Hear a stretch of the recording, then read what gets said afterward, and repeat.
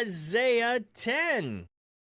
Beware those who enact unjust policies, those who are always instituting unfair regulations to keep the poor from getting fair treatment and to deprive the oppressed among the people of justice, so they can steal what widows own and loot what belongs to orphans. What will you do on Judgment Day when destruction arrives from a distant place? To whom will you run for help? Where will you leave your wealth? You will have no place to go except to kneel with the prisoners or to fall among those who have been killed. Despite all this, his anger does not subside, and his hand is ready to strike again. Beware, Assyria, the club I use to vent my anger, a cudgel with which I angrily punish. I sent him against a godless nation. I ordered him to attack the people with whom I was angry, to take plunder and to carry away the loot, to trample them down like dirt in the streets. But he does not agree with this. His mind does not reason this way, for his goal is to destroy and to eliminate many nations. Indeed, he says, are not my officials all kings? Is not Calneh like Carchemish, Hamath like Arpad, Samaria like Damascus?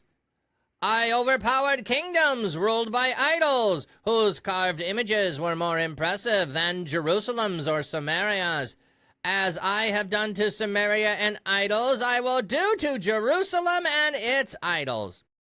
But when the Lord finishes judging Mount Zion and Jerusalem, then he will punish the king of Assyria for what he has proudly planned and for the arrogant attitudes he displayed. For he says, by my strong hand I have accomplished this. By my strategy that I devised, I invaded the territory of nations and looted their storehouses. Like a mighty conqueror, I brought down rulers. My hand discovered the wealth of nations as if,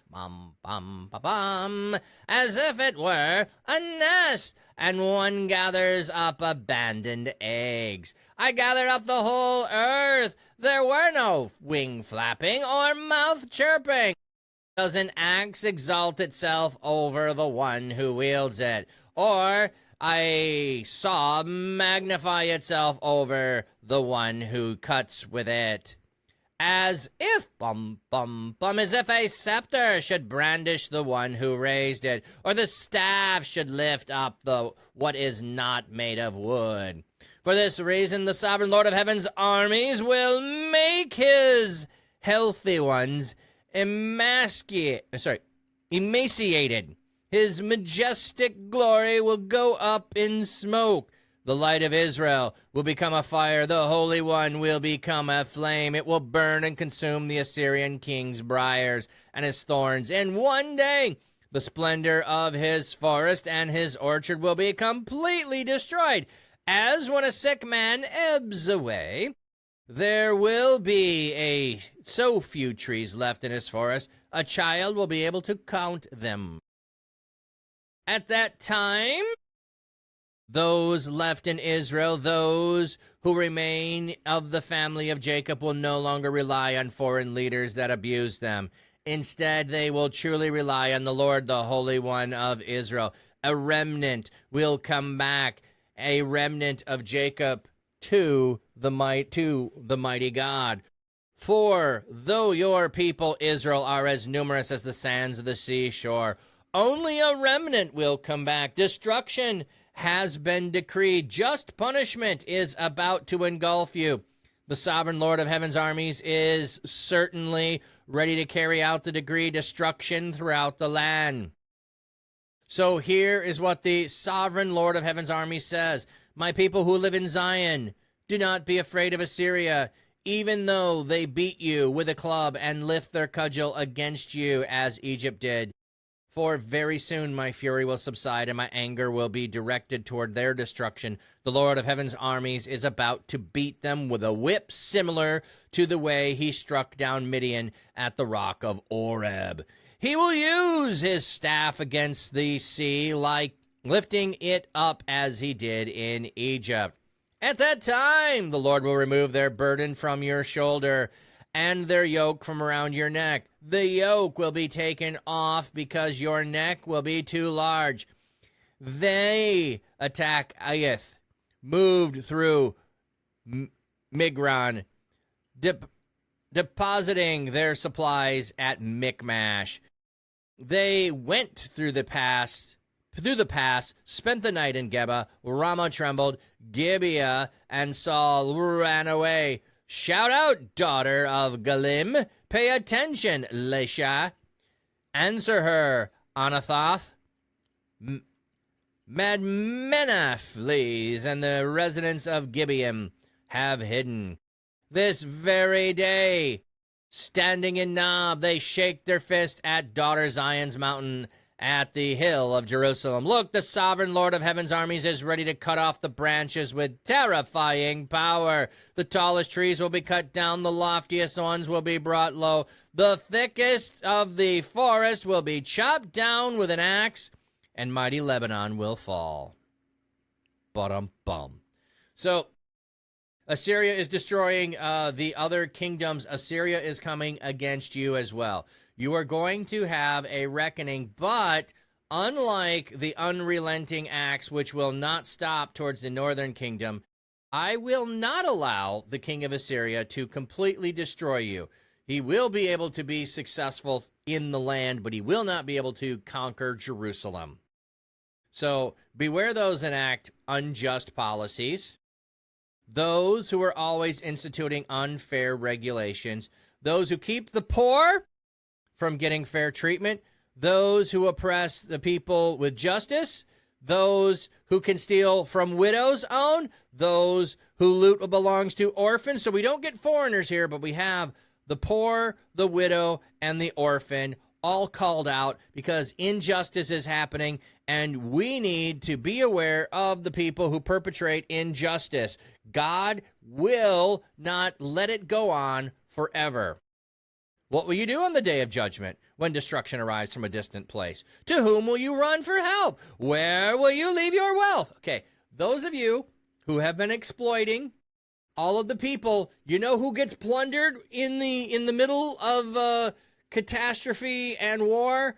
The people who are wealthy are the ones, like, the poor don't have anything that is wanted. Like, just think about this. If whatever city you live in, and if it's large enough, you probably have a homeless population. And I know there's lots of things that we can do, or that we can't do everything, and we can't fully relieve everyone who's homeless. I understand those things, so I'm not picking on that. But let's just say, you know where there might be a homeless encampment.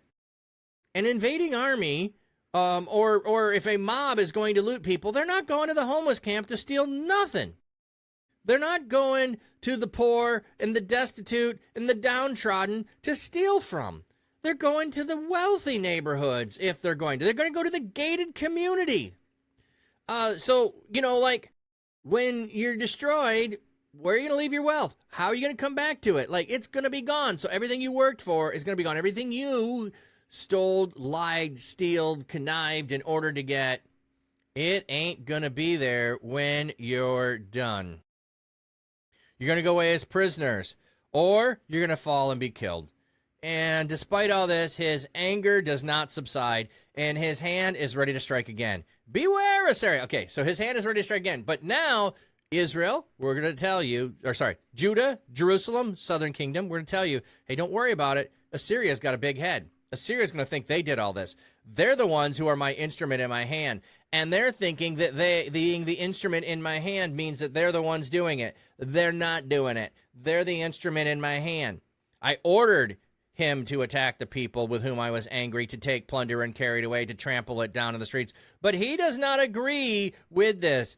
His mind does not reason this way, for his goal is to destroy and to eliminate nations. So his goal is to destroy and eliminate nations. My goal was to come and bring judgment and on those who had done wrong. So I allowed him to do this. I used him to do this. And now he's going to get a big head, and he's going to end up being judged too. And he's going to be talking about, isn't everybody in my kingdom? Isn't everybody a king? Everybody in my kingdom is a king. All of my people are kings. I overpowered kingdoms who ruled by idols. I mean, wasn't Jerusalem and Samaria the most impressive? And so we have to go after them. But when the sovereign Lord finishes judging Mount Zion, so we're being judged, but we're not going to be totally destroyed. Yes, some will go away to Assyria. Yes, there'll be some plunder that's there. From the people that do not trust in God, they will be punished. But my strong hand, I have accomplished this. By my strategy, I've devised this. This is what he is saying. I've looted the storehouses. My hand discovered the wealth.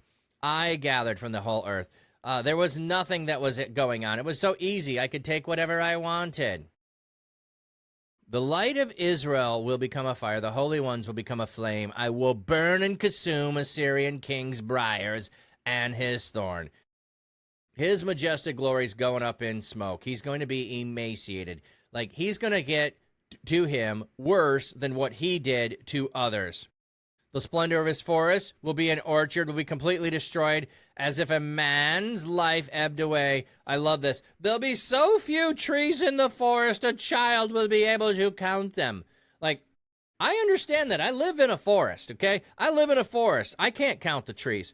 He's going to destroy Assyria, who is now the destroyer of kingdoms. He's going to destroy them so that there's so few trees left in Lebanon and in his kingdom that a child could count them all. I mean, that's like, at the time, those left in remnant of the family of Jacob will no longer rely on foreigners. So you're going to turn away from relying on foreigners in that point. You're going to have to rely on yourself. Though the people of Israel are as numerous as the sand of the seashore, only a remnant will come back. Destruction has been decreed. Just punishment. The sovereign Lord of heaven's armies certainly will carry out the decree. So judgment is going to come. A remnant is all that will last.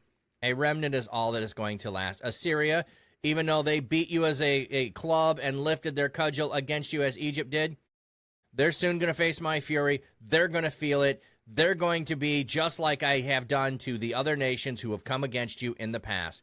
At the time, I'm going to remove the burden from your shoulders, the yoke around your neck. It will, because you've grown too large for it. I'm going to remove it. And then all these places that they tacked, I'm not going to go through all of those. There's a whole thing. The Lord of Sovereign of Heaven's armies is ready to cut off the branches. With terrifying power, the tallest trees will be cut down. The thickest of the forest will be chopped with an axe. The mighty Lebanon will fall. So they're coming. There's a promise of remnant hope. Even though you're going to be judged, it's not all inclusive for you. It is for the northern kingdom, but not for you.